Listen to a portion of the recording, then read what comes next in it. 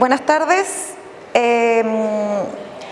Yo me llamo Alodía Prieto, soy juez del Juzgado de Letras del Trabajo de Valdivia y la idea de esta charla es la siguiente. Comenzó un poco tiempo antes de que empiece la vigencia de la Ley 21.643 y varios órganos públicos nos pidieron charlas al tribunal. Entonces realizamos varias, pero después ya no nos quedaba espacio en la agenda. Entonces tratamos de coordinar una sola a la que pudieran asistir todas las personas que tuvieran interés.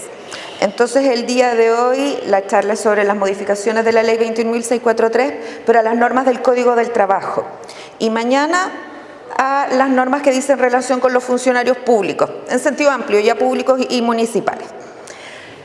Bueno, tengo una presentación en PPT, pero también tengo un Word y no sé a quién dirigir ambos archivos, ya, pero al final podemos verlo para que queden y no tengan que estar tomando apuntes, ya, porque está todo tanto en el PPT como en el Word.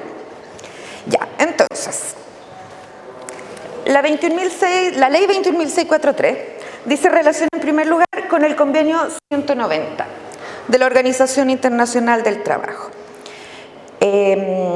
Bueno, seguramente a estas alturas ya entró en vigencia la ley, por lo tanto muchos de ustedes ya deben tener mayor conocimiento que cuando empezamos a dar estas charlas, ¿ya?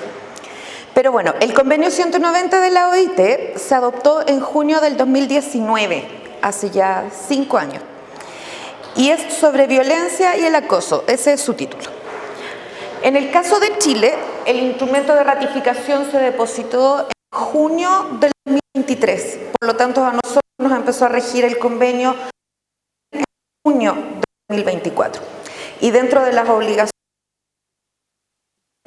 no sé si seguramente no es así, no estoy conversando solamente con abogados, ¿cierto? Ya. Bueno, los convenios internacionales obligan a los estados que lo ratifican, no obligan a las personas individualmente consideradas. ¿Ya? Entonces, cuando un país ratifica un convenio o un tratado internacional, es el país, el Estado, el que se obliga. ¿Ya? Entonces, a propósito de la ratificación de Chile del convenio 190, se vio en la obligación de dictar normas para darle cumplimiento. ¿Ya? Principalmente era definir violencia y acoso, prevenir, investigar y sancionar la violencia y el acoso en el ámbito laboral. ¿Ya? Aunque, como les decía, nos demoramos bastante en ratificarlo. Desde junio del 2019 en que se adoptó, nosotros lo ratificamos en junio del 2023 y recién en junio del 2024 entró en vigencia.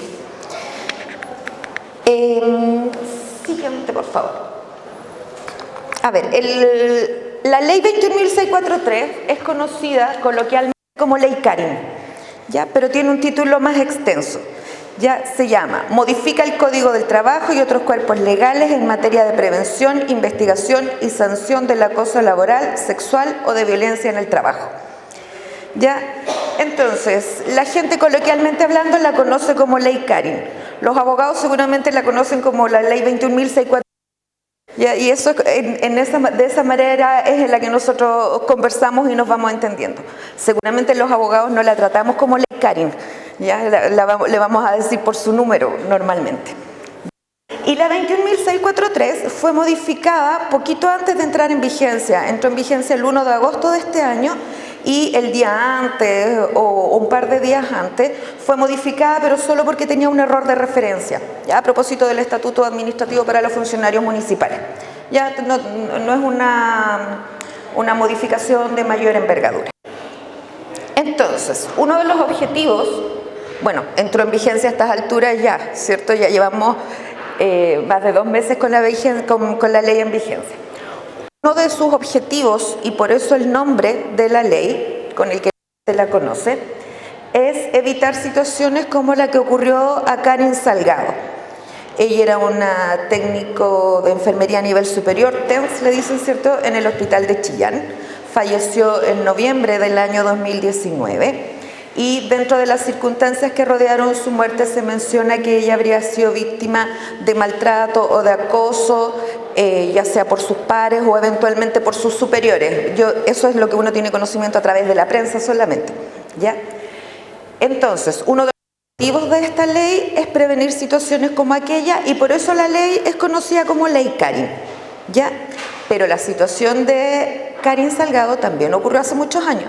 Como les decía, en noviembre del 2019, o sea, el convenio es de junio del 2019, luego el fallecimiento de ella en noviembre del 2019, el Estado de Chile ratificó el convenio solo en junio del 2023 y en junio de este año entró en vigencia, ¿ya?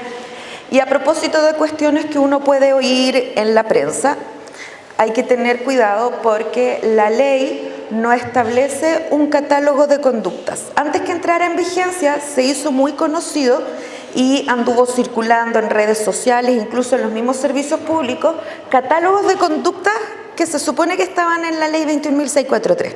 Incluso los titulares de la prensa decían 18 conductas que a partir de la ley Karin van a ser constitutivas de delito. Ya, esto no es así. Ya a estas alturas me imagino que ya todos lo saben. La ley no contiene un catálogo de conductas, ni de acoso, ni menos ningún catálogo de delitos. La ley no modifica el Código Penal y no establece ningún delito y no establece ninguna conducta, ningún catálogo.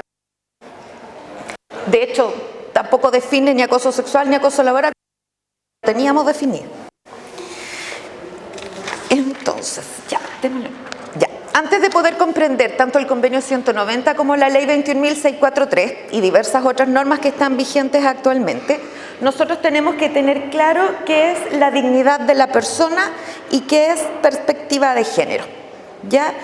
En algunas oportunidades uno lee dignidad de la persona humana, o a veces solo dignidad. ¿Ya? Pero en definitiva, ¿qué significa la dignidad de la persona? Bueno, y además tenemos que tratar de definirla sin un contenido religioso para que todos estemos de acuerdo, ¿cierto? Si le damos un contenido religioso, podría pasar que no nos pongamos de acuerdo, ¿ya? Entonces, desde ese punto de vista, la dignidad de la persona, en definitiva, lo que nos permite hacer es distinguir lo que es humano de lo que no es humano. Porque solo los humanos tenemos dignidad y todos los humanos tenemos dignidad. ¿Ya? Entonces, la persona humana, podríamos estar hablando también de personas jurídicas, ya, pero no, estamos hablando de personas humanas. La persona natural, todas las personas tenemos dignidad por el solo hecho de serlos. Y aquello que no es persona no tiene dignidad. Ya, a partir de eso surgen otras consecuencias. Por ejemplo, los humanos somos un objetivo. Ya no somos un medio para conseguir un fin, por eso el Estado está al servicio de la persona humana, ¿cierto? Nosotros todos trabajamos en servicios públicos y como su nombre lo indica, nosotros prestamos un servicio. ¿Ya? No, los humanos no somos un medio para conseguir un fin, sino que somos el fin. Esa es una consecuencia de la dignidad. Y bueno, por lo mismo la edad que tengamos, nuestro sexo, nuestra raza, nuestro estado civil, ¿cierto? Todos tenemos dignidad por el solo hecho de ser personas. Y la perspectiva de género es una herramienta, una estrategia, en definitiva, algo que nosotros podemos y debemos usar. ¿Para qué? La perspectiva de género consiste en que nosotros podamos primero visualizar o identificar las relaciones de poder entre los géneros. Y cuando nosotros las visualizamos o las identificamos, entonces somos capaces de detectar, por ejemplo, la discriminación y las desigualdades. Y a partir de ello, entonces, aplicar las estrategias que permitan el equilibrio. ¿Ya? Existe desigualdad y existe los géneros. ¿Ya? Y de hecho el convenio 190 parte reconociéndolo. ¿Ya? Y dentro de esas diferencias de poder entre los géneros, ¿quiénes son las personas a quienes más se excluye? Las mujeres y las personas de género diverso. ¿Ya? De manera el convenio parte diciendo, por ejemplo, que son mayormente víctimas de acoso son las mujeres y las niñas. ¿Ya? Esas son cuestiones que son así, nosotros tenemos que reconocer, que ser capaces de verlo y entonces tenemos que intentar equilibrarlo. Entonces, si nosotros vemos el convenio 190 y la ley 21.643, nos vamos a encontrar en muchas oportunidades con esta frase: dignidad, dignidad humana, dignidad de la persona, perspectiva de género, estrategias de género. Ya, por eso que es necesario que sepamos de qué se trata para que podamos aplicar y entender bien la ley. Entonces, con respecto al convenio 190, no lo vamos a ver in extenso, pero tiene varias partes. Preámbulo, definiciones, cuál es su ámbito de aplicación, sus principios fundamentales y normas relativas a la protección, al control, a los recursos, a la orientación. Como yo les decía, todo esto orientado a los estados que ratifiquen el convenio. Y lo importante es que entonces el estado que ratifica el convenio tiene que cumplir ciertos deberes. Definir, prohibir, prevenir, investigar y sancionar la violencia y el acoso. El convenio dice, usted país, usted Estado, vea cómo lo define, pero lo importante es que lo defina. A lo mejor usted puede considerar que el acoso laboral o el acoso sexual son parte de la discriminación, o a lo mejor lo puede entender como una cuestión diversa, o puede entender que el acoso sexual y el acoso laboral son una especie de un género, como usted quiera, pero defínalo y prohíbalo, ¿ya? Entonces, antes de eso, perdón, en la anterior, ahí, ya. Entonces, para cumplir con los deberes que nos impone el convenio 190, se dicta la ley 21.643, que tiene 5 artículos, 5 artículos permanentes y 2 artículos transitorios, ¿ya? Entonces, el artículo primero de la ley modifica el Código del Trabajo, en varias partes, ¿ya? Tiene 12 números y modifica el Código del Trabajo. El artículo segundo modifica la Ley Orgánica Constitucional de la Administración. Nosotros la conocemos como la LOC de bases, ¿ya? El artículo tercero modifica el Estatuto Administrativo. El artículo cuarto modifica el Estatuto Administrativo de los Funcionarios Municipales y el artículo quinto modifica lo que los abogados llamamos LOC de Constitucional de Municipalidades. Luego, en cuanto a sus artículos transitorios, el primero decía cuándo iba a entrar en vigencia, que ahora ya sabemos, ¿cierto? Ya entró en vigencia el 1 de agosto. Y el segundo dice qué va a pasar con los procedimientos de investigación que ya se hubieran iniciado antes de regir la ley. Y dice que los procesos o investigaciones sobre acoso sexual, laboral o de violencia en el trabajo iniciados antes de la vigencia de la ley se regirán por las normas vigentes a la fecha de presentación de la respectiva denuncia. ¿Ya? Entonces, existe un procedimiento ya iniciado antes de la vigencia de la ley 21.643, se rige por las normas vigentes al momento de la denuncia. Pero puede desde el 1 de agosto del 2024 se inicia un procedimiento para conocer hechos que ocurrieron antes del 1 de agosto por las normas nuevas, ¿ya? Y bueno, sí, lo que les decía es que fue modificada por una ley del día antes, del 31 de julio, por la 21.687, pero solo para corregir un error de referencia. Y entonces, decíamos, ¿qué obligaciones asumió el Estado de Chile cuando ratificó el convenio? Definir y prohibir la violencia y el acoso, prevenir la violencia y el acoso, investigar y sancionar. Y eso lo podemos abordar desde 2 puntos de vista dependiendo quiénes sean los trabajadores, ¿cierto? Trabajadores regidos por el Código del Trabajo o trabajadores regidos por normas públicas. Y nosotros vamos a ver los trabajadores regidos por el Código del Trabajo. El día de hoy, mañana es la de los trabajadores regidos por las normas públicas. Entonces, continuemos. A ver. No puedo. Ya. Démosle una mano. Ya, entonces, primero, definir y prohibir. Ya, la violencia y el acoso. Lo que nos mandata el convenio 190 es definir y prohibir la violencia y el acoso en el mundo del trabajo, incluyendo la violencia y el acoso por razón de género. ¿Ya? Por eso yo les decía que para esto era importante tener conocimiento somero al menos de qué es la perspectiva de género. ¿Ya? Porque no son inventos, ¿ya? No son simples cuestiones que se nos ocurren a las mujeres, por ejemplo. ¿Ya? Son cosas que están reconocidas, existen y con las que tenemos que vivir y tenemos que tratar de equilibrar. Entonces, actualmente, ahora, con la modificación, antes decía así, el Código del Trabajo. Bueno, se reconoce la función social que cumple el trabajo, la libertad de las personas para contratar y disponía que son contrarios a los principios de las leyes laborales los actos de discriminación, también que las leyes laborales debían siempre fundarse en un trato compatible con la dignidad de la persona, eso decía. Y esto se modificó, ya no es solo con la dignidad de la persona.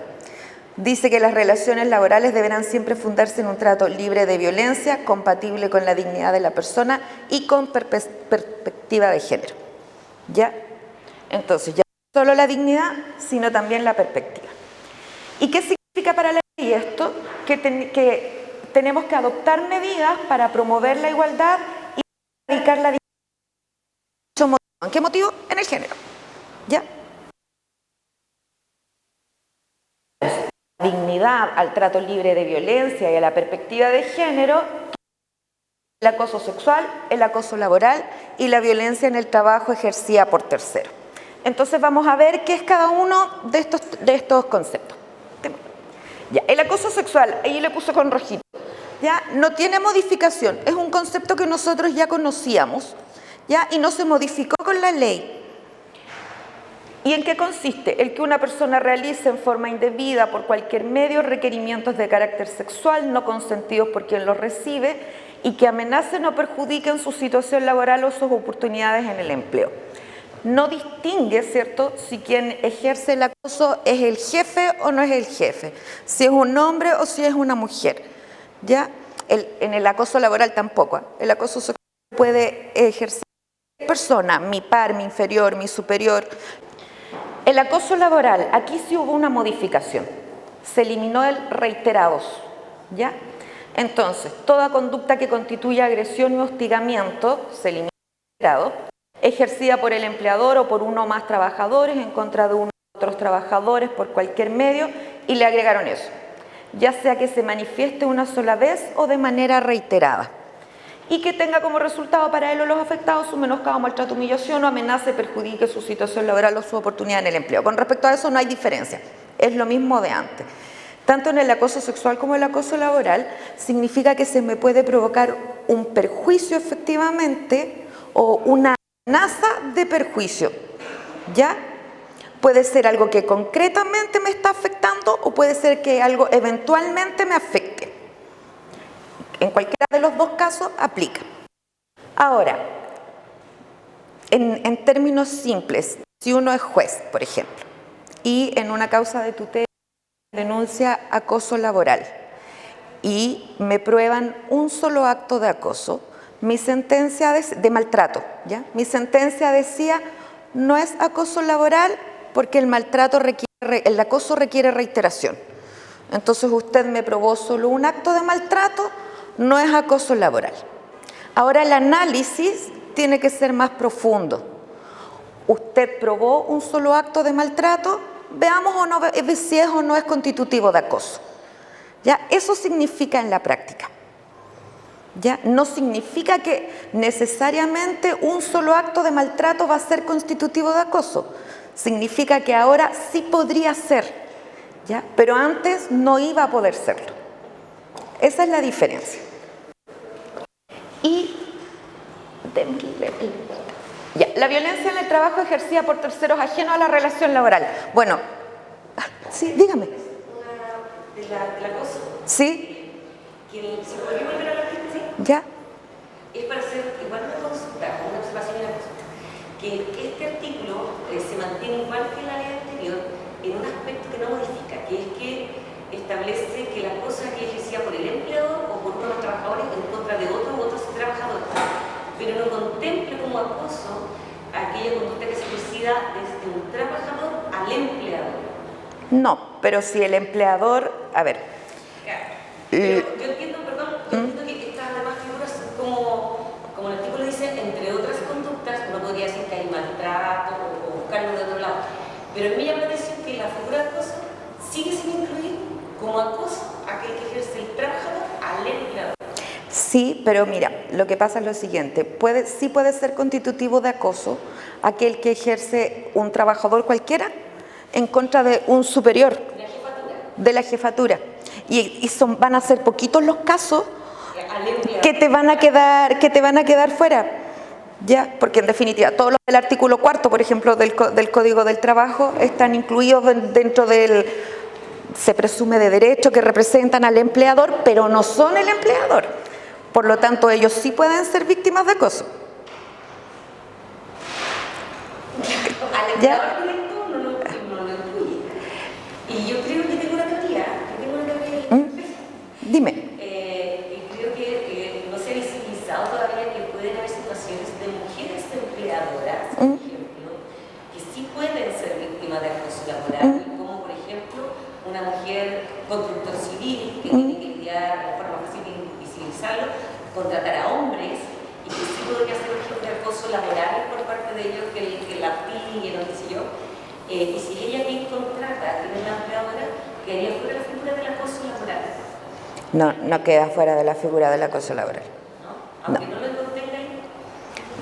Te están ofreciendo el micrófono. Ah. Ya, lo que pasa es que en la práctica, normalmente, ¿qué es lo que tu empleador va a ser una persona jurídica? La mayoría de las veces, ¿cierto? Por lo tanto, ¿quién podría ser víctima? Los representantes del empleador, y podríamos llegar hasta el gerente incluso, ¿cierto? Ya, si tu empleador es una persona natural, que podría ocurrir en muchos casos, ¿cierto?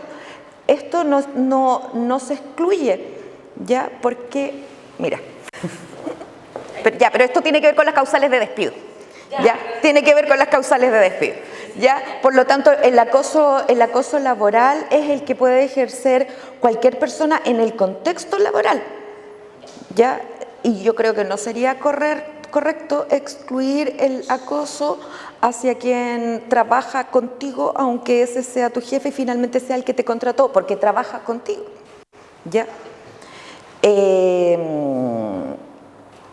A todo esto, bueno, todas estas preguntas son entendidas en términos generales porque no podemos conversar de causas o de casos concretos, ¿ya? Pero desde el punto de vista general, ya, y el reglamento de la... lo vamos a ver más adelante, ya. Pero las personas regidas por el Código del Trabajo están sometidas además a un reglamento interno. El reglamento interno, vamos a ver, tiene que tener el protocolo de prevención y el reglamento de investigación y sanción. El reglamento de investigación y sanción debe someterse a otro reglamento que a su vez dictó el Ministerio del Trabajo. Y en ese reglamento está precisado los 4 casos que tú dices, ¿ya? 4 casos además de los que tú dices, ya dentro del cual está el que tú dices. El acoso horizontal, el acoso vertical, y que se aplica tanto para el acoso sexual como para el acoso laboral, ¿ya? Si bien no es ley, pero es obligatorio aplicar ese reglamento, ¿ya? Pero están ahí los casos. Ya, ya, otro más. Ah, no, perdón, anterior. Ya, sí. Este concepto es nuevo. Y para entenderlo basta con leer el título. La violencia en el trabajo ejercida por terceros ajenos a la relación laboral. Ya cuando hablamos de violencia en el trabajo, no estamos hablando de cualquier violencia en el trabajo, sino violencia de la que seamos víctimas por terceros ajenos a la relación laboral. Por ejemplo, ¿cierto? En otras charlas que di, ¿cuál es el ejemplo típico que ponen en un establecimiento educacional? Los apoderados, ¿cierto? ¿Ya? Al que le toca atender público, el ejemplo típico será el usuario, ¿ya? Ese es el tercero, y de esa violencia es de la que estamos hablando aquí, ¿ya? Las personas, por ejemplo, servicios externalizados, las personas que en un servicio público van a hacer aseo o son guardias, ¿ya? Si ellos son maltratados o acosados por alguien que trabaja en el servicio, no están siendo maltratados por un colega, ¿cierto? Están siendo maltratados por un tercero ajeno a su relación laboral. Pero eso tampoco está permitido. Y tenemos derecho, las personas en esa situación tienen derecho a que su empleador los proteja también de esa violencia, ¿ya? A eso nos referimos con el tercero. ¿Cómo? Sí, pues hay subcontratación, pues. Hay subcontratación, pero mira,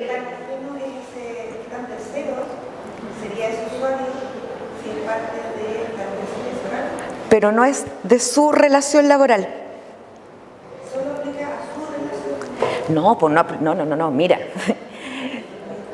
Es aquellas conductas que afectan a las y los trabajadores con ocasión de la prestación de servicios por parte de clientes, proveedores y usuarios. Entonces, en un servicio público en que se presta el servicio o una empresa nos presta el servicio de guardia, ¿cierto? ¿Quiénes son los usuarios? Los que trabajan en el servicio público y podrían maltratar al guardia.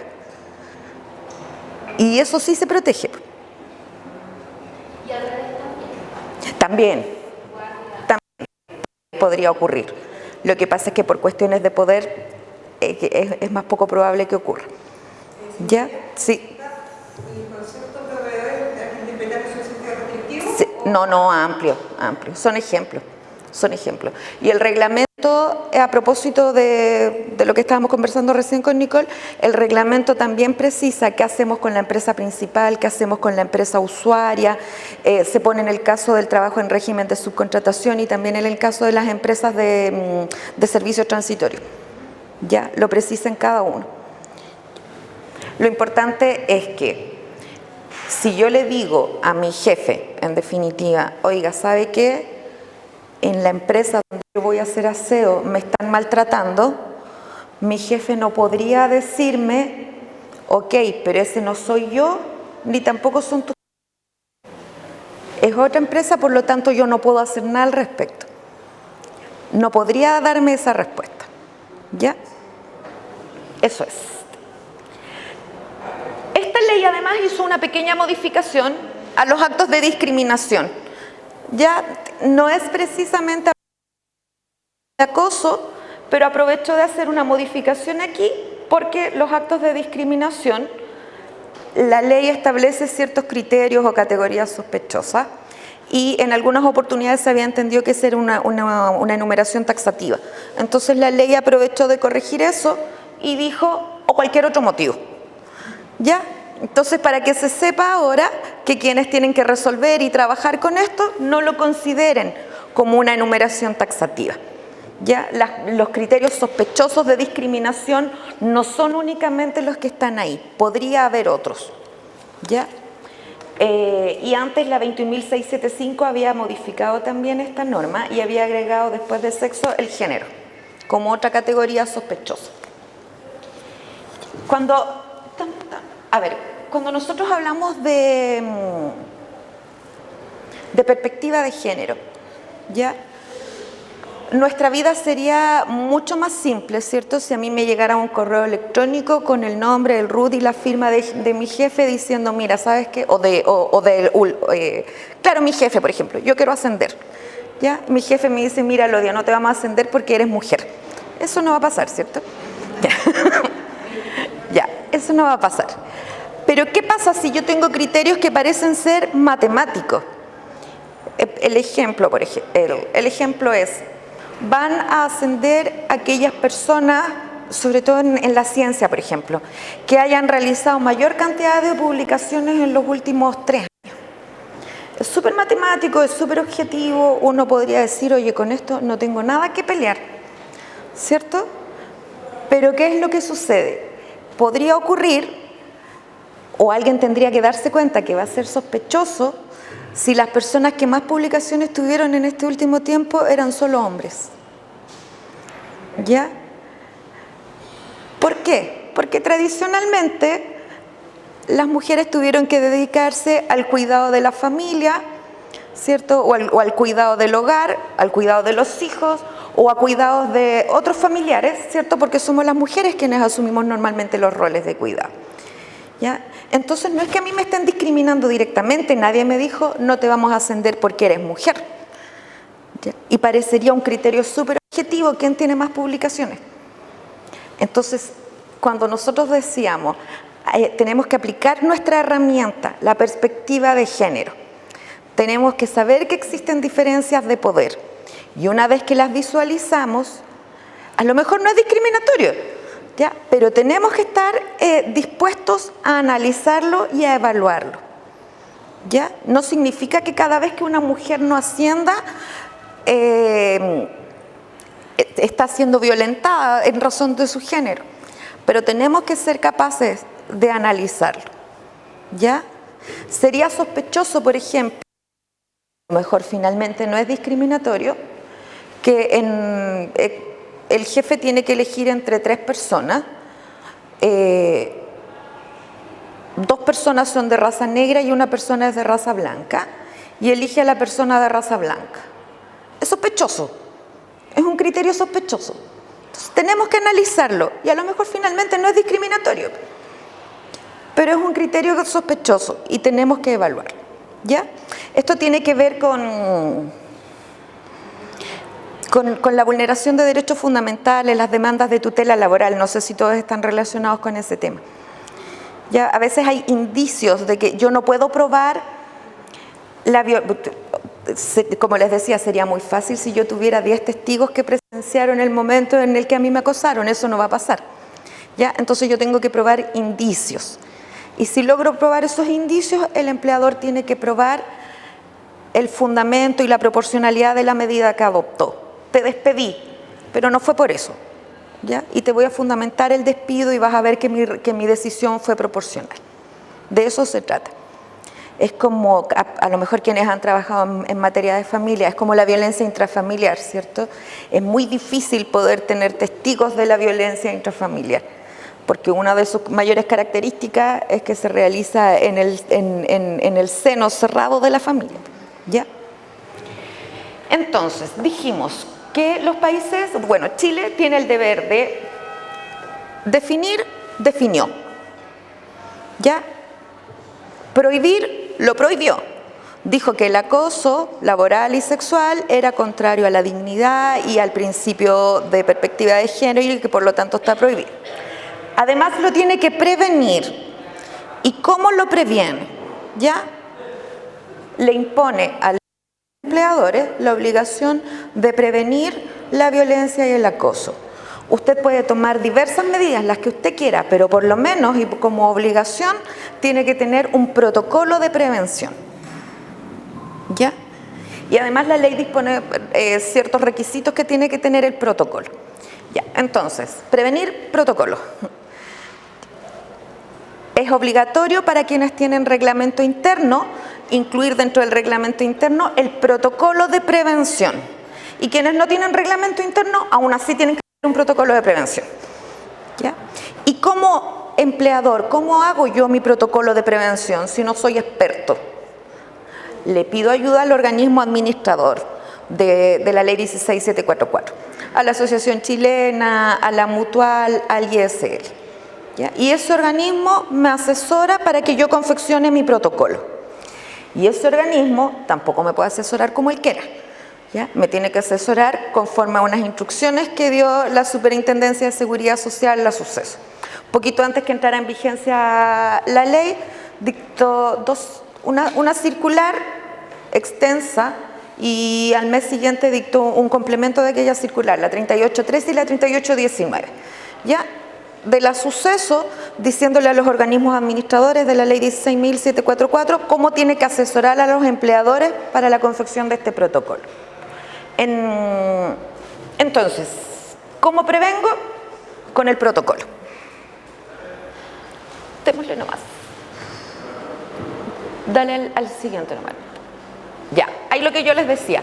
El empleador que no se encuentra obligado a confeccionar el reglamento interno, ¿qué es lo que pasa? Igual tiene que hacer un protocolo. ¿Ya? Entonces, antes había un título en el Código del Trabajo que era sobre la prevención, investigación y sanción del acoso sexual. ¿Ya? Esto se amplió, es el acoso sexual, el acoso laboral y la violencia en el trabajo. Y dentro de ese título está un párrafo que es de la prevención, protocolo, investigación y sanción, procedimiento de investigación y sanción.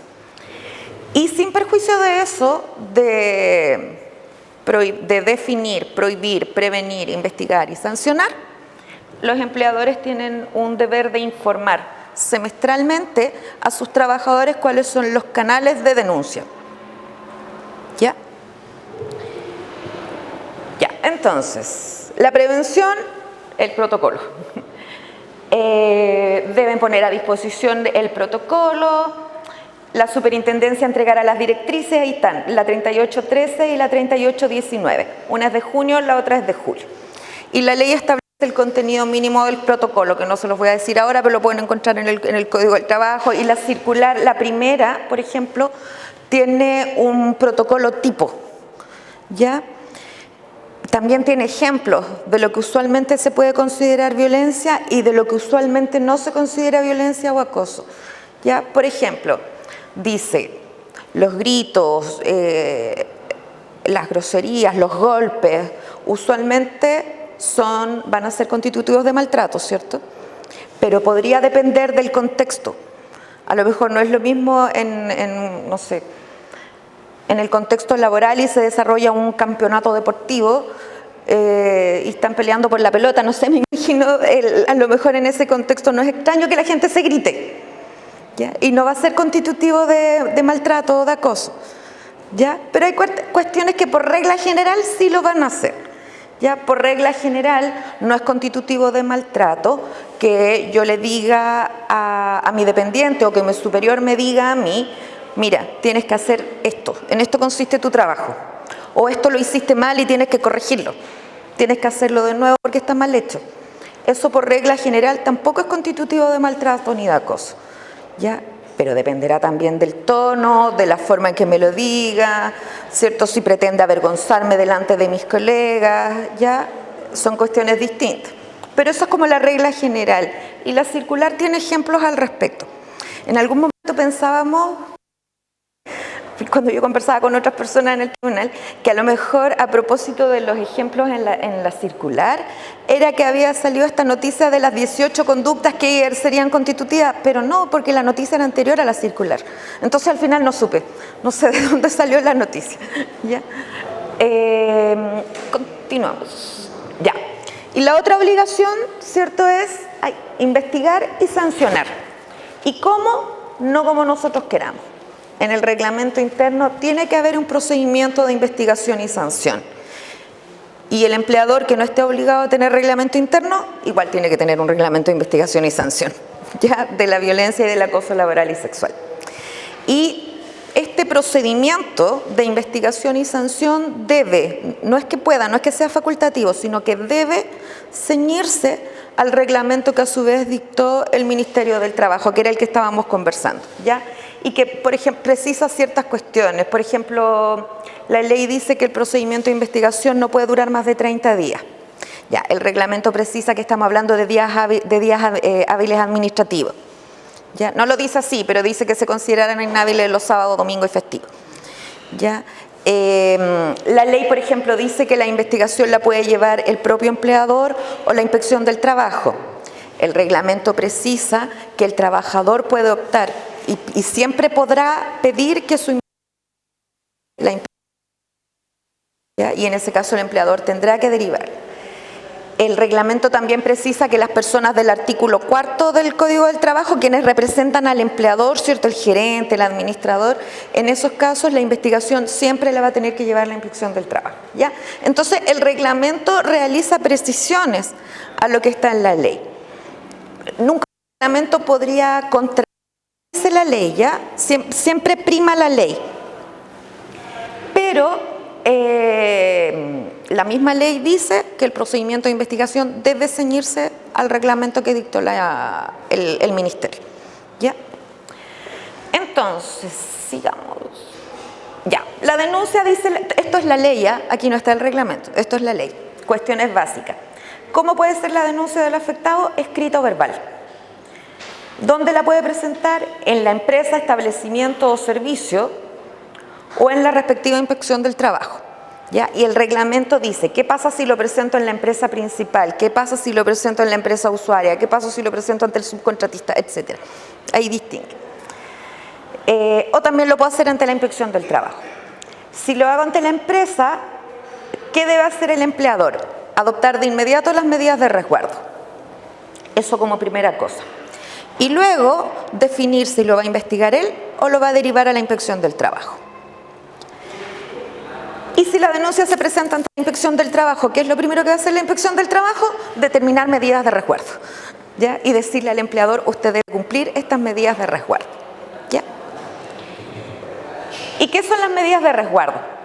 La ley no las define, pero en definitiva es una manera de cautelar a la persona que realizó la denuncia, ¿ya? De cautelar su integridad, que puede ser física o su integridad psíquica, su derecho a trabajar libre de violencia. Y dice, entre otras, o sea, es solo un ejemplo, podrían ser otras, dice la ley.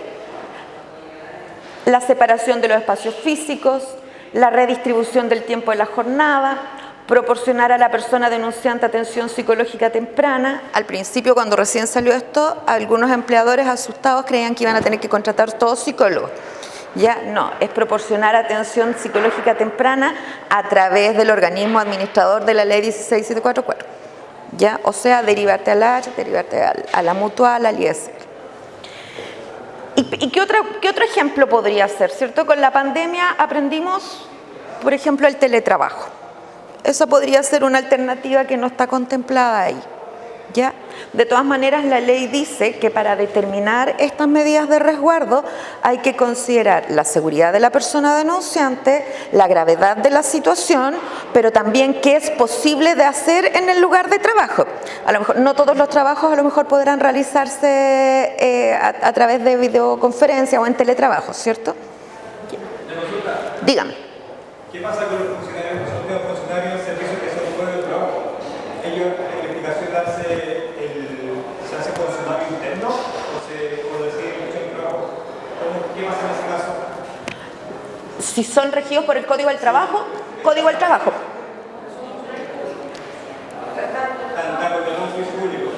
A ver, lo que pasa es que puede, pero no sé si es el caso el que me estás diciendo. Hay personas que se rigen por el Código del Trabajo y que sin embargo les hacen aplicables ciertas normas del Estatuto Administrativo, que no sé si es aquel caso al que tú me estás diciendo.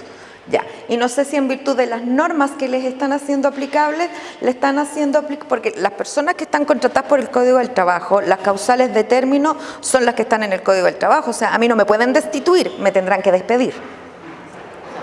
¿Ya? Entonces no sé si me estás hablando de gente que cree que la podrían destituir. Más que nada, ¿cómo hacen nosotros? ¿Quién ve la denuncia?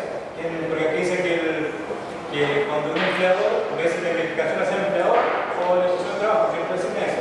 Acá en este caso un empleador haría por un fiscal. Ya, lo que pasa es que son cosas distintas. A ver, una investigar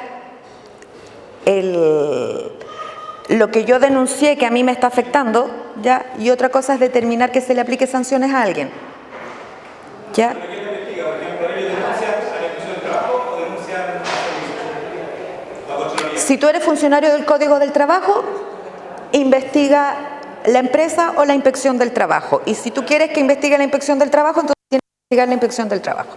Aunque sea servicio público. Siempre y cuando tú seas contratado por Código del Trabajo. ¿Ah?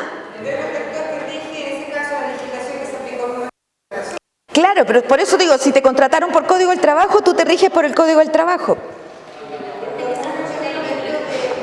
Dame un segundo. ¿Sí? Efectivamente, la defensa de ese funcionario va a tener que ser llevada por el servicio. Seguramente en esa instancia el mismo servicio va a incluir un sumario. Ah, tú me estás hablando de, por ejemplo, una persona contratada por Código del Trabajo, pero denunció a otra contratada con normas públicas. No, para perseguir la responsabilidad del funcionario público se tiene que hacer conforme a las normas públicas. Claro. O sea, si se determina se va a iniciar probablemente una investigación sumaria, pero si entre medio se concluye que hay acoso, va a tener que pasar a sumario. Ya, pero eso es para investigar la responsabilidad del acosador, digamos. Sí. Porque tenemos el mismo problema en el monitoreo. Trabajador del contrato de trabajo, porque trabaja en una municipalidad, ahí la Inspección del Trabajo no va a poder elegir esa responsabilidad, tendría su mandato. Pero espera, ¿pero es trabajador contratado por Código del Trabajo? Que hay muchos casos de código de trabajo que No, pues si está contratado por Código del Trabajo, es Código del Trabajo. pero la municipalidad, por ejemplo, en el caso del procedimiento monitorio, en la inspección no los toma porque son contratados por servicio por un órgano público. ¿Qué van a hacer aquí? Por ejemplo, los funcionarios del DAEM. Hay muchos trabajadores contratados.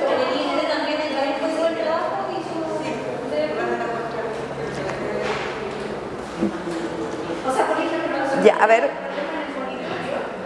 que un trabajador contrata de trabajo que es trabajador de los municipios, no podemos mandar una expresión de trabajo, no lo toman, no lo pueden tomar porque es un órgano público al empleado. Entonces, Lo que pasa es que muy público será el órgano empleador, el tema es que tú no eres funcionario público. claro, pero esa es la De hecho, la Contraloría no va a analizar tu situación porque no eres funcionario público. inspección no lo toma. En el momento que estoy diciendo, pero no Si fuera yo, le pediría a la inspección que me lo diga por escrito, pero es eso, porque la Contraloría no va a analizar mi situación. ¿Cachai? En todo caso, hasta donde yo tengo entendido, pero en la práctica lo que ha estado sucediendo es que la Inspección del Trabajo está muy sobrepasada a propósito de lo que... Y me imagino que también están así los organismos administradores de la 16744. Ya, pero si una persona fue contratada por Código del Trabajo, se rige por la norma del Código del Trabajo, nada que hacer. Pero lo que pasa es que la inspección cuando uno rechaza, bueno, generalmente no es escrito, pero en general se alude a la ley orgánica constitucional de la inspección. O sea, no es la ley constitucional. La ley... no me acuerdo. La ley orgánica de ellos, que no es orgánica la ley orgánica de la inspección. Pero ese creo que le impide y por eso no pueden tomar, porque que nosotros tenemos una experiencia con el monitorio, que no podemos usar el monitorio para hacer...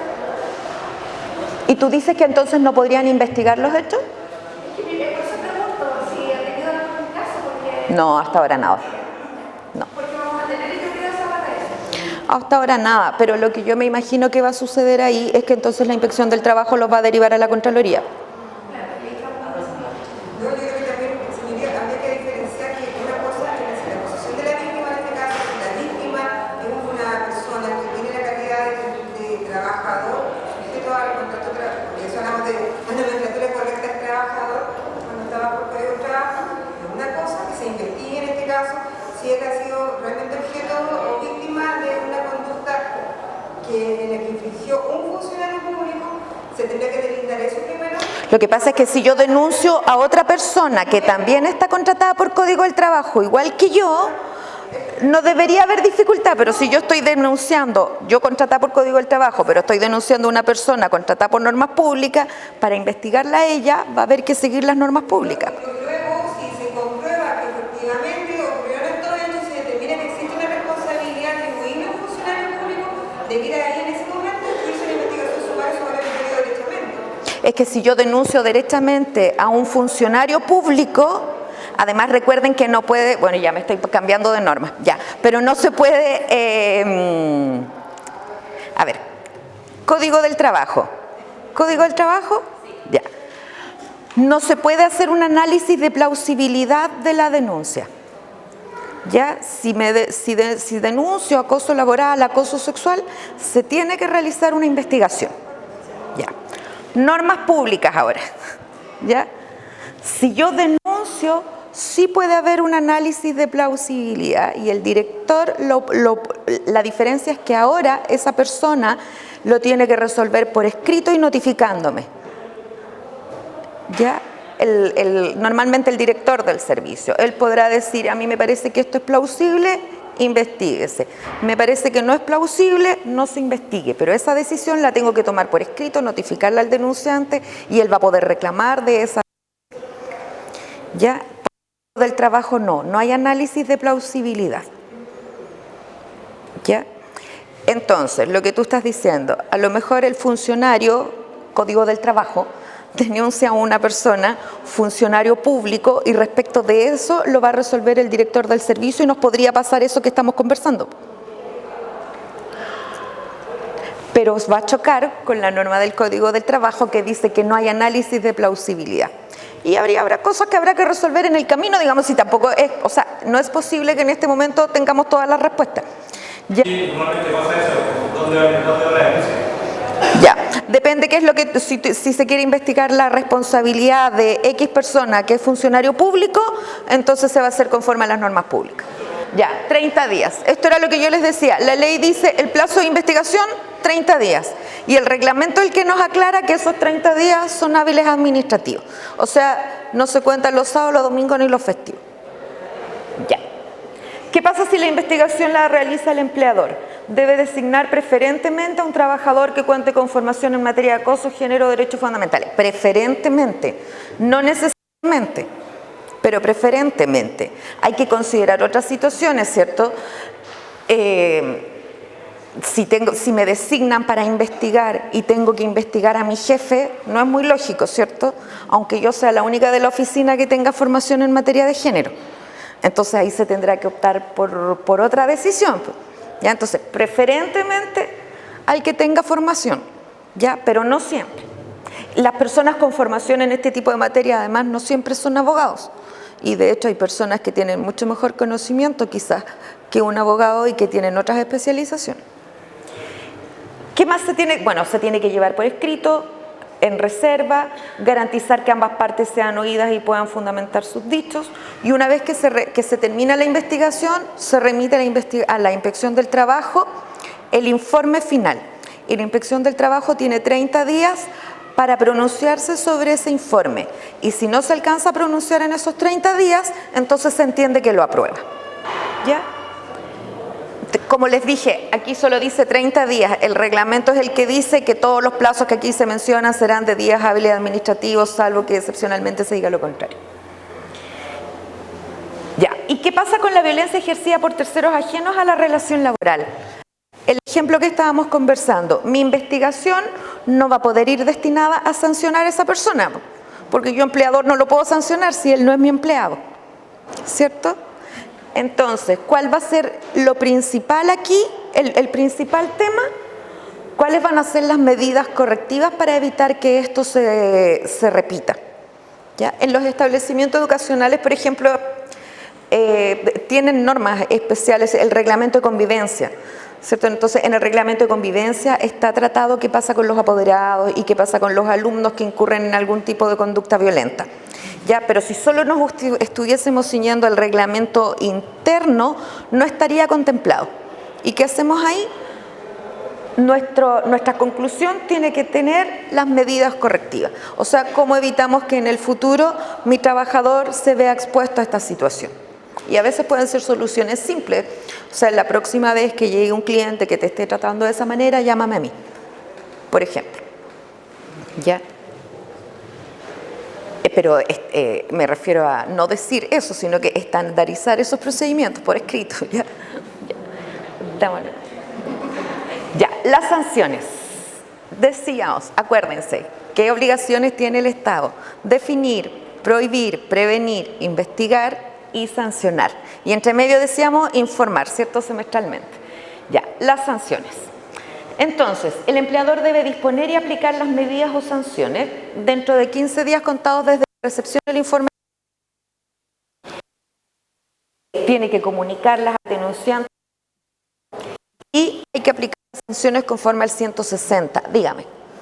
Respecto al ejemplo anterior de la violencia ejercida al final por un tercero, Ya. en el caso de gente que realiza encuestas en terreno, por ejemplo, o call center, que finalmente el cliente o a quien está encuestando es quien está ejerciendo esa violencia, y el empleador puede decir, bueno, llámame a mí, luego si vuelve a haber una denuncia de que en terreno lo trataron mal, el empleador tiene que siempre finalmente como generar como protocolos que traten de que eso no se repita. Sí, pero eso es por otra razón. O llega como un límite en que estamos haciendo todo eso posible, estamos aplicando todos los nuevos protocolos, pero esta situación es algo que en definitiva un poco se escapa de las manos de... cosa podría ocurrir, por ejemplo, que llegue una persona armada y no estábamos preparados para eso en la oficina, o una turba de 20 personas y da lo mismo todas las medidas que nosotros hubiésemos tomado, no lo habríamos podido evitar. Podría pasar, ¿ya? Pero esto está destinado, porque cuando tú precisamente dijiste protocolo, lo primero que tenemos que tener es la prevención, ¿ya? Entonces, si a pesar del protocolo de prevención y a pesar de, por ejemplo, el encuestador que dices tú, hizo la denuncia, se tomaron medidas, ¿cierto? Y a pesar de eso sigue ocurriendo, esto se cruza con otras cuestiones, pero a propósito de la ley 16.744, podría cruzarse con enfermedades profesionales o con accidentes laborales, y eso tiene que ver con el cumplimiento del empleador del 184, ya, pero claro que llega un momento en que tú dices, hice todo y no lo pude evitar, pero tendrías que probar que hiciste todo.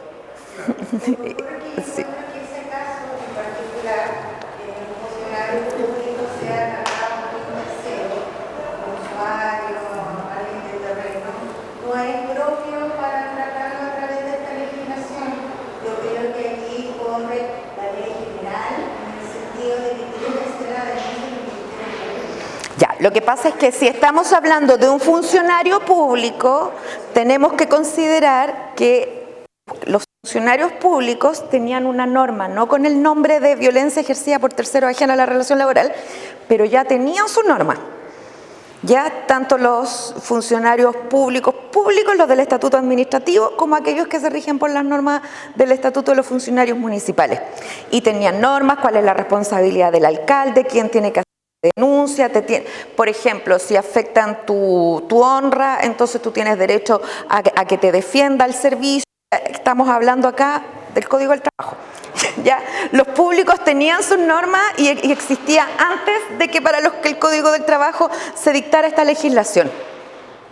Ya. Para el caso de aquellas personas que se rigen por el Código del Trabajo, yo creo que el procedimiento es igual tendría que ser, en ese caso, denuncia al Ministerio. Si es que es constitutivo de un delito, sí, pero eso no significa que el empleador... A ver, estamos aquí velando por lo que partía diciendo el convenio, o no sé si no les dije que no les iba a leer el convenio, pero está en el Word. Ya, es el derecho de toda persona a trabajar libre de violencia, ¿ya? Y el empleador tiene que cautelar mi derecho a eso. Efectivamente, si y de hecho es una de las obligaciones que aquí tú, por ejemplo, el empleador está obligado a entregar información a la persona denunciante respecto a los canales de denuncia cuando estamos hablando de un delito, ¿ya? Pero eso no significa que yo como empleador no tenga responsabilidad. Tengo que prevenir, si se denuncia, tengo que investigar. Si es un tercero ajeno, a lo mejor no lo voy a poder sancionar, pero sí voy a tener que dejar siempre constancia y cumplir las medidas correctivas. ¿Ya? Esto podría ocurrir en acoso laboral o en acoso sexual. Un acoso sexual podría ser de tan grueso calibre, ¿cierto?, que constituya un abuso sexual. Bueno, lo tendré que denunciar al Ministerio Público, pero además lo tengo que investigar en el contexto laboral. ¿Sí? ¿Qué me...? Me surgió con toda otra situación de conexión. Me quiere pegar con el tema de proveedores. Creo que igual como como víctimas de violencia en el trabajo, lo considero un poco peligroso quizás. Yo lo veo desde el punto de vista de la defensa en caso de otras situaciones, de tratar de proteger o amparar o resguardar la forma de trabajo de las personas que están contratadas bajo la figura de proveedores, porque en este caso son personas que están contratadas por un contrato de prestación a honorarios, donde lo que se pide es un producto y no existe vínculo de subordinación de dependencia. Pero a él yo no lo voy a sancionar. ¿Complica cómo uno puede amparar esta? Porque no. Yo la normativa ampara al trabajador respecto de la violencia que un proveedor pueda ejercer. Como, por eso dice, como la definición dice, como proveedores y usuarios. ¿Ya? O sea, el trabajador tiene que estar protegido respecto de la violencia que puedan ejercer proveedores y usuarios. Pero claro, la manera de proteger a ese trabajador no va a ser sancionar al proveedor o al usuario, porque yo soy empleador no de ellos, no lo puedo sancionar. Pero sí tengo que tomar medidas que prevengan que eso ocurra nuevamente en el futuro. ¿Ya?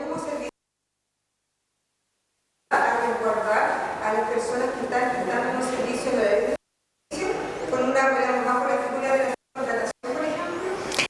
¿Pero me estabas hablando del servicio público? Sí, o lo vemos allá. Que esa es la charla de mañana. Esa es la charla de mañana, porque hoy día es la del Código del Trabajo. Bueno, pero de hecho, si tú lo relacionas con el término honorarios, ya estamos en dificultad. Porque ya, sobre eso, de hecho, yo ni siquiera podría opinar, ni todavía andan muchas demandas dando vuelta por lo mismo, no puedo manifestar nada al respecto. ¿Ya? Sobre el tema de los honorarios. No puedo decir nada.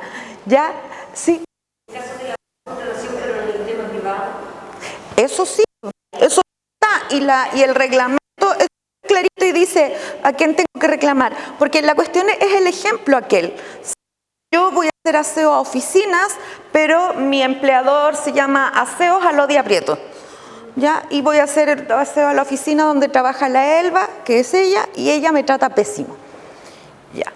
Entonces, ¿qué saco con decirle al jefe de la Elba, que no es jefe, oye, déjame caballero? Yo lo que tengo que hacer es decirle a mi jefe, para que mi jefe converse con el jefe de la Elba y veamos si tomó o no tomó alguna medida que me proteja. ¿Ya? De manera que ese tema, igual los trata la empresa, cómo los trata, y lo que tengo que dar de buenos tratos. Los buenos tratos no tan solo se limita al buen trato entre funcionarios y jefatura, sino que también se extiende al usuario, al personal subcontratado. Entonces, igual se ve. Sí, pero lo que pasa es que, miren, a ver, en el derecho laboral hay una cuestión que es como lo que conversábamos delante respecto a la perspectiva de género. Es así, y será lamentable, pero así es. En el derecho laboral es así. Hay una persona que está en una posición superior a otro. Ya el empleador está en una posición superior al trabajador. Hay muchos empleos en que además la capacidad de negociar es menos. No es lo mismo, ¿cierto? Si yo tengo una gran especialización, estudié en el extranjero, soy para negociar con la empresa, va a ser mucho mejor, ¿cierto? Otro tipo de empleos que son más. Entonces, a lo mejor, y de hecho debe ser así, en casi todas las empresas, bueno, y además porque están obligados, ¿cierto?, desde el 1 de agosto a tener el protocolo de prevención. Y a lo mejor habían muchas empresas que lo hacían antes también. Y ojalá que se cumpla, pero la ley está hecha para el caso en que eso no se cumpla. Y en que a pesar de toda esa normativa, entonces exista gente que ejerza el maltrato. ¿Ya? Pero déjenme, te queda esta pura, para en definitiva mi conclusión al respecto. Las sanciones, ¿qué dice la ley? Dice que si finalmente en la investigación se determina que existió acoso sexual o acoso laboral, tiene que aplicar las sanciones del 160, o sea, despido. ¿Ya? Y para el caso del acoso sexual no hay otra alternativa. Si uno mira literalmente el artículo, despido. Para el caso del acoso laboral se puede evaluar la gravedad de los hechos. ¿Ya? Pero para el caso del acoso sexual, la única sanción, si es que uno lo evalúa así, es el despido. Ahora, ¿qué pasa si yo, empleador, tenía mi protocolo de prevención, tenía mi procedimiento de investigación, se denunció acoso sexual o acoso laboral, yo lo investigué, cumplí los 30 días, hice lo que la inspección me dijo y finalmente lo despido? Y esa persona despedida me demanda y pierdo. ¿Ya? Eso podría pasar. ¿Y qué es lo que dice la ley ahí? Que si yo hice todo bien, entonces no tengo que pagarle el incremento. ¿Ya? Cuando a mí me despiden mal, tengo que pagar la indemnización por años de servicio. O sea, me la tienen que pagar incrementada, dependiendo de la causal. ¿Ya? Si me despidieron por acoso sexual o por acoso laboral y para despedirme el empleador hizo todo como tenía que hacer, pero finalmente yo lo demando y gano en un tribunal, entonces me van a tener que pagar mi indemnización por año de servicio, seguramente la sustitutiva hizo previo igual, pero la de los años de servicio va a ser sin el incremento del 168. ¿Ya? Eso es lo que le va a pasar al empleador que despide bien. O sea, lo hizo mal porque la causal no concurría, pero cumplió toda la formalidad. ¿Ya? Y lo último que decíamos, el empleador está obligado a entregar a la persona denunciante la información relativa a canales de denuncia, ¿cierto? Si es que consideramos que esto puede ser constitutivo de un delito. Puede ser que mi colega me empujó, entonces finalmente me provocó lesiones, ¿ya? O un caso más grave como un abuso sexual, ¿ya? O una calumnia o una injuria, si es que alguien habló de mí, ¿ya? Todo eso podría ocurrir en el contexto de la relación laboral. ¿Y qué pasa con la inspección del trabajo? La inspección del trabajo, bueno, existe un procedimiento que se llama de tutela laboral, ¿ya? Que es para proteger ciertos derechos fundamentales de los trabajadores. Y además el derecho a la no discriminación, ¿ya? Y esto puede ocurrir con relación laboral vigente o con ocasión del despido. Y si la inspección del trabajo en el contexto de sus atribuciones toma conocimiento de hechos que sean constitutivos de esto que estamos viendo ahora, ¿ya? De acoso sexual o de acoso laboral, en realidad de cualquier vulneración, ¿ya? Pero cuando estamos específicamente en esto, la inspección del trabajo tiene que denunciar. Como norma general, la inspección del trabajo, antes de denunciar, antes de interponer su demanda, tiene que hacer un procedimiento de mediación para que las partes logren llegar a un acuerdo. Y si esa mediación no funciona, entonces la inspección del trabajo tiene que demandar.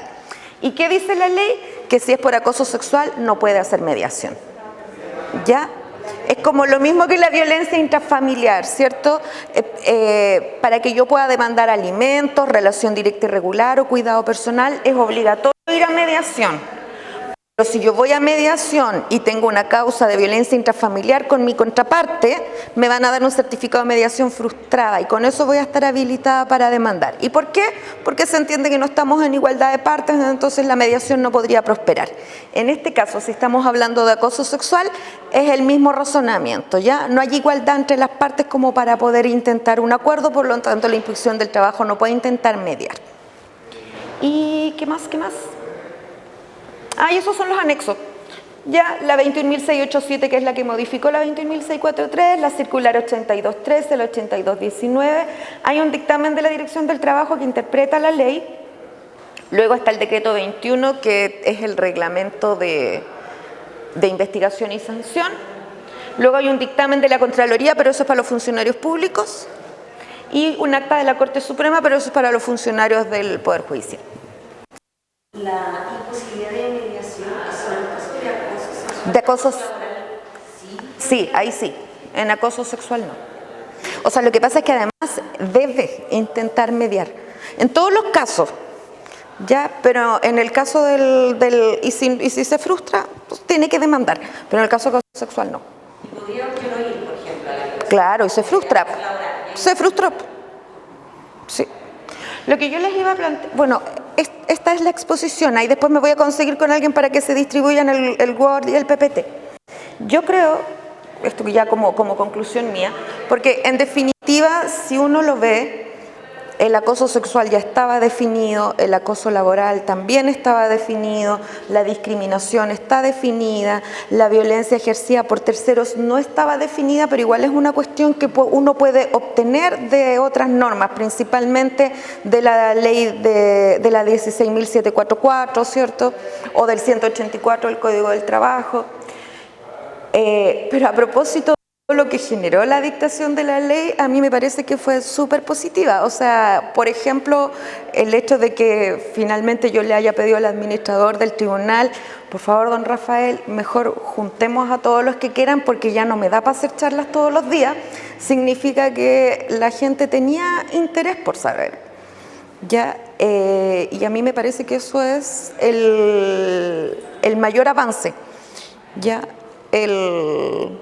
Pues, como les decía, yo le hice, no sé, a la Junta Integra, a la Superintendencia de Educación, a la Municipalidad, al Liceo Comercial, al Liceo de Italia, pero se me quedaron en la lista el FOSIS y otros colegios que también lo habían pedido. Y no me daba, porque además en los colegios hay gente que trabaja por el Código del Trabajo y gente contratada conforme a las normas municipales, entonces lo tenía que hacer 2 días. ¿Ya? Y ya no daba, ¿ya? Y fuera del horario, pero dentro del horario de ellos, y la gente súper sacrificada. Cuando fui al Liceo Comercial, ellos después iban a empezar su jornada vespertina, ¿ya? Pero eso a mí me parece que el interés demuestra algo positivo, y yo he escuchado ciertas críticas, como que la ley no dice nada nuevo, ¿ya? Pero a mí me parece que no. Aunque hay que aclarar ciertas cosas, como que no existen las 18 conductas y no hay delito. Pero el empleador tiene la obligación de cuidar a su trabajador. Porque somos todos personas y no somos un medio. ¿Ya? Nosotros no somos un medio para que las empresas cumplan su fin. ¿Ya? Somos el fin. Sobre todo empresas como nosotros, ¿cierto?, que somos un servicio público. Así que eso es. Ya, muchas gracias.